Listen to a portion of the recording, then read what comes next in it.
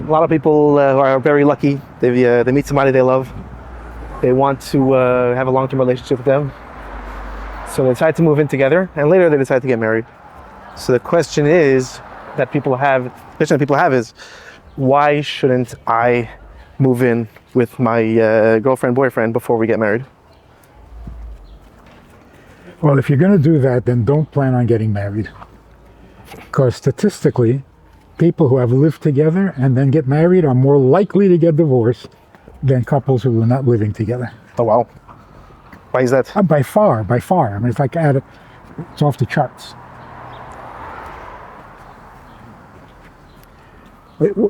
What is the benefit of living together without marriage?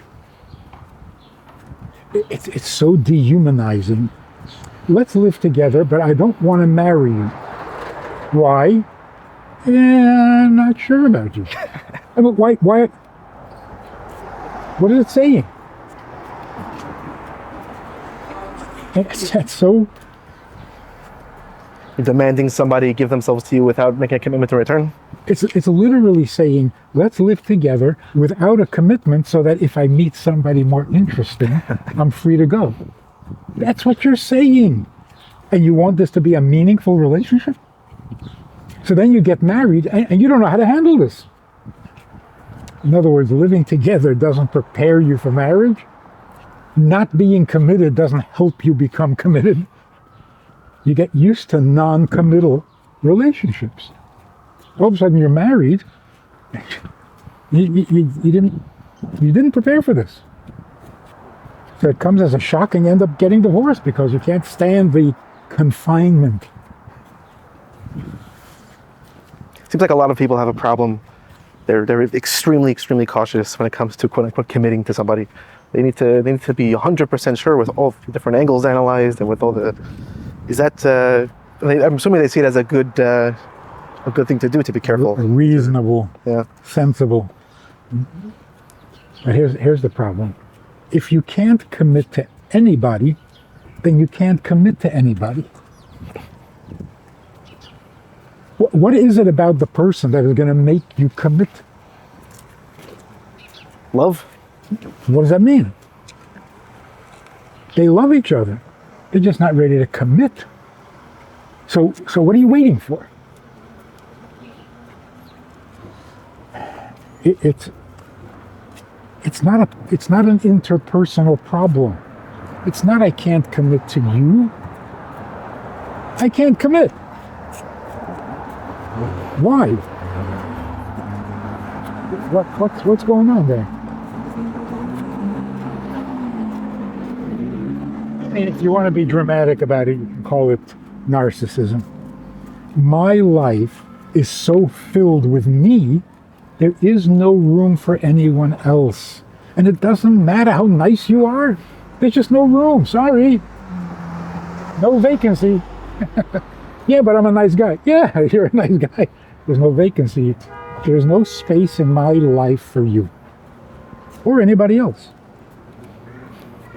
So you're waiting for someone to, create new space? Be so irresistible that you'll give up your own space?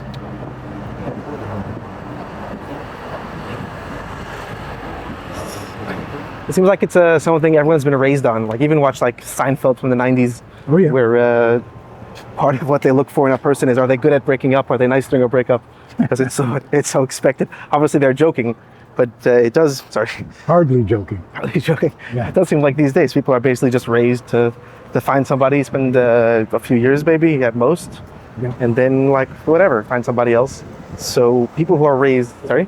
And then of course the tragedy is that they're alone in the world. Their immune system is damaged because aloneness is a horrible condition. So really the need to connect to another person has very little to do with love. We love love. That's not a good enough reason to bond with another human being, commit to another human being, or make room for another human being. So at best, we make room for the love of the other human being. There's room in my heart for your love, so fill it But beyond your love, I don't need the rest of you. I don't have that much empty space. So the result is we have love, but we're all alone. So, but how can that be? If you love somebody, you're not alone. Yes, you are. You have love, but you don't have someone. So it's just you with love, or you without love. But it's just you. And that's unacceptable even to God. Even God was not content to be alone. So if you're talking to somebody who basically has their life together, they're basically happy, they were raised basically by mainstream American culture, what's the, how do you convince them that traditional marriage is the way to go? If they're not interested, there's very little. I mean, if you're a happy narcissist, what are you going to say? So I guess the people who are young, they still don't have their life together yet. And they look up to people who basically have their life together, and they choose to remain single and independent. What would be the alternative? What's the other way to go for them? How do you convince them that marriage is a good idea?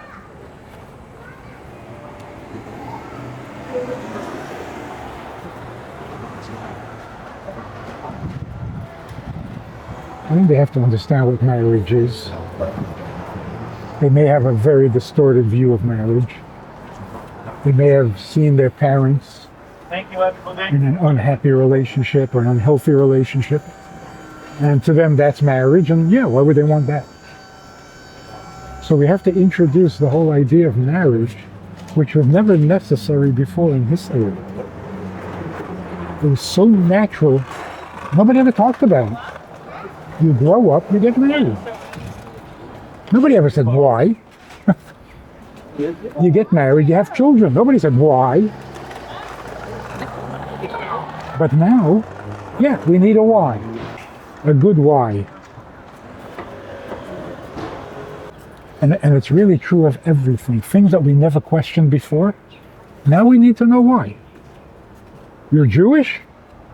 So marry Jewish. Why? Never. It was never a question before.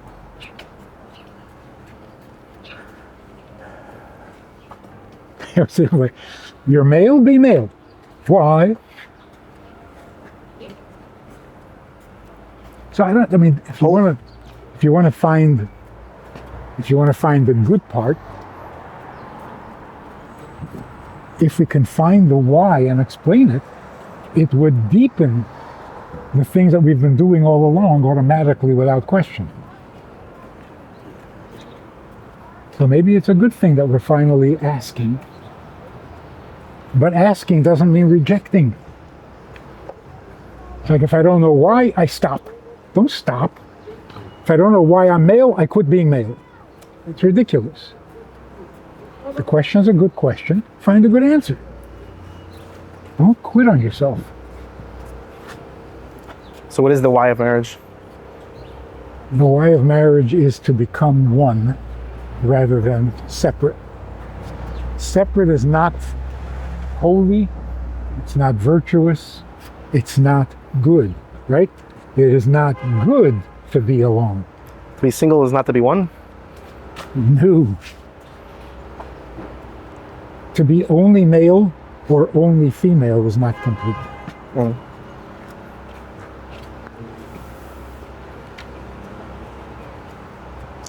So when male and female reunite, then they become complete. Not that if you're single, you're not a complete human being. You're a human being, but the other half is missing. Seems to be, maybe this ties into something else about people's confusion of whether or not God needs their mitzvahs, but whether or not God needs us. You tell somebody, you tell your wife, if without you I would die. That's obviously a very abusive and very nasty thing to say, and it's not very healthy at all, and it's terrible. On the other hand, it's not true. But on the other hand, if you say I don't need you, that's also a very horrible thing to say. Yes. So it seems like there's really two different kinds of need. Like a moral need, and then just like a physical limiting need. Yeah. So even on a human level, there's a need that is a means to an end. I need you because otherwise I'll die. Well, then I'm either your husband, your wife, or your medicine. I'm the tool for keeping you alive. So you're not married to me, you're married to any need that is not the end. You don't need it, you need what it will bring. But there is also a need that is the end itself. So if a woman asks her husband, "What do you need me for?" What is the answer? "I don't need you for, I need you." Yeah, but what for? What? I'm not using you to get to something else. You in my life, perfect.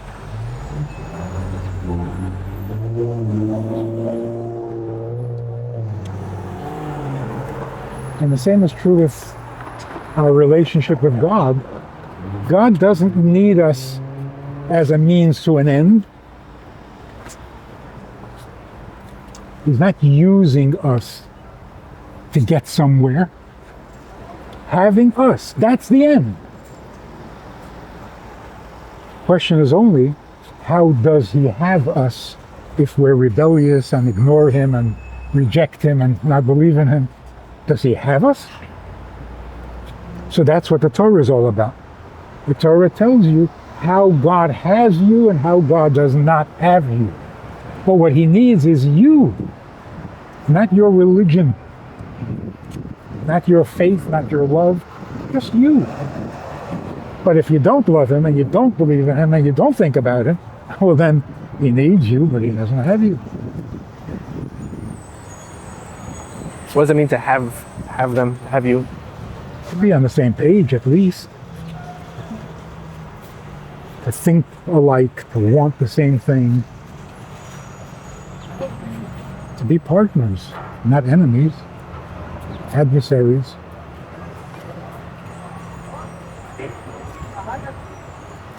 So that's why, to think that God doesn't need anything, what does that do to our relationship?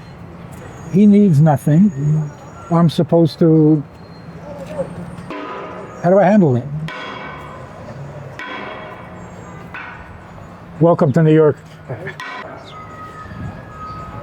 I think they're doing additions to the school here. Just as a side note, you grew up in this community? I grew up here, yes. Down the block. Up there? Kingston Avenue. Was this school here when you were growing up? It was not. Progress? Very little is the same as when I grew up. So the place we were earlier, where the class was that your parents' house later? That was my parents' house. That was my parents' house, but I had pretty much moved out by then. I was either away in yeshiva or I was married. So we grew up in a house closer to Kingston, on President Street. And now it's a dormitory and it's a big building. Wow. Completely changed. Ever go back there? To that building? Yeah. I did once.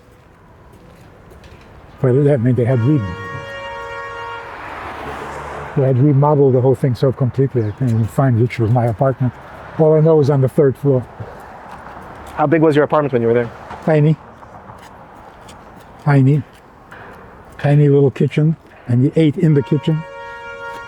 It was very cozy. 8 kids. Oh wow. Were there other Jewish families there? Everybody was Jewish. All from Europe? Mostly from Europe, yes. For Holocaust survivors? Many were children of survivors. Yeah. It was not a very happy atmosphere, except for Eastern Parkway. Yeah, I was happy. Oh, the Chabad Center where the Rebbe was. And they say New York never sleeps. That place never slept. So as teenagers, we were so inspired by it. Especially since everybody else was so morbid. The Rebbe acted like he's in charge of the world and a lot to do and no time to waste and let's get on with it. And it was like, you remember the war? It was in all the papers.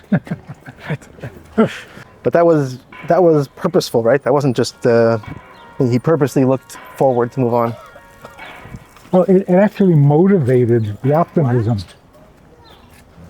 You know, we suffered so much loss. We got to make up, catch up, replenish,